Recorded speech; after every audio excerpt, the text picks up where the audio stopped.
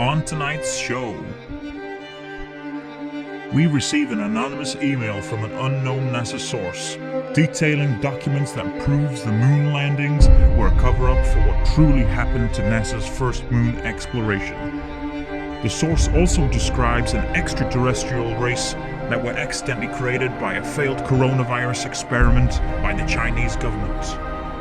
All will be revealed tonight on I Do Not Believe It Isn't the Truth.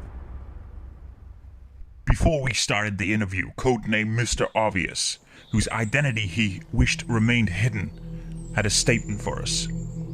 Okay, listening, because what I'm going to tell you is disturbing and a revelation that could have an effect on the human race. So what information do you wish to disclose? Well, I've sent some footage that I've been holding on to since I was 10 years old. I was involved with a highly secret government project because we found a moon base on the moon in 1980. And what proof do you have of this secret moon base? Well, I've sent you footage of what's now known as the moon base lockdown. Many people think we landed at the Sea of Tranquility in the 60s, but we went back. So why did you go back? Well, we received a transmission of what can only be described as fart noises. Let them get a view from there and see what the field of view looks like. The back of the table. But they were organised in a way that we knew it had to be semi-intelligent life. So how did you end up on the project? Well, what they wanted, they had a youth program secretly to develop astronauts from a very young age so that they can go on into space as adults. And I was selected from a cast of 1,000 young astronaut recruits to go to moon base lockdown. And what did you and your team discover? Well, we discovered the beings that they can only be described as talking with fart noises.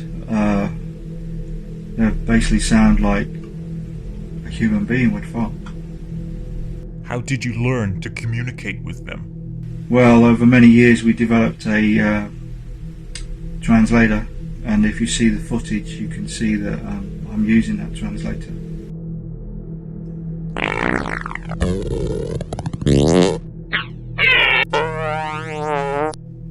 What information did they bestow upon you?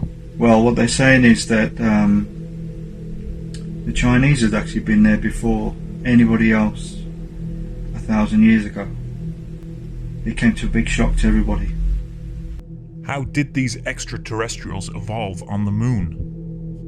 Well, as you see in the footage, they explain that the coronavirus had emerged from the Chinese way back 1,000 years ago, and their organisms developed, and sadly they developed without an anus, and so their anus is their mouth, and that's how they've come to talk. So how did they develop their language? Well,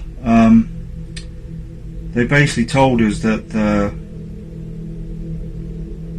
they developed their language using the fart noises because they watched TV footage of our politicians all around the world talking out of their arses. And the footage of the dance? What does this mean? Well, I've sent you separate footage of the mother of all the alien race that we spoke to.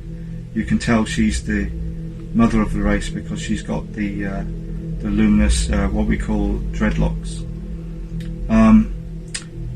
She gives a demonstration of the goodbye song because they're a very friendly race.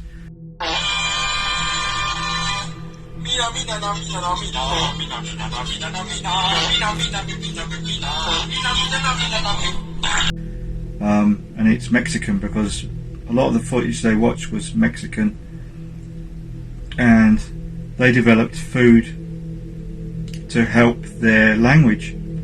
So they eat lots of Mexican food, lots of chilies, lots of chili con carne, lots of guacamole, to aid with them being able to talk through their arse. So has revealing this footage put you in any danger? As I can imagine, our governments won't look kindly on this whistleblowing. Well, yeah, the CIA, the FBI, the BBC, CBBS,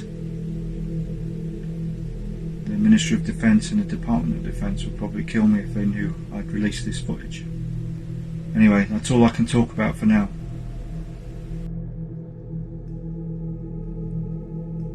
For this groundbreaking information, Mr. Obvious demanded payment in the form of pasta and toilet paper. We have since never heard from him. The revelations revealed truly astonishing footage and detailed documentation. Is this truth? Or is it a cover-up to cover up a cover-up of a cover-up? You can decide. Join us next time when a North Atlanta scientist has DNA proof that American President Donald Trump is related to a long line of cabbages. Next time on I Do Not Believe It Isn't the Truth.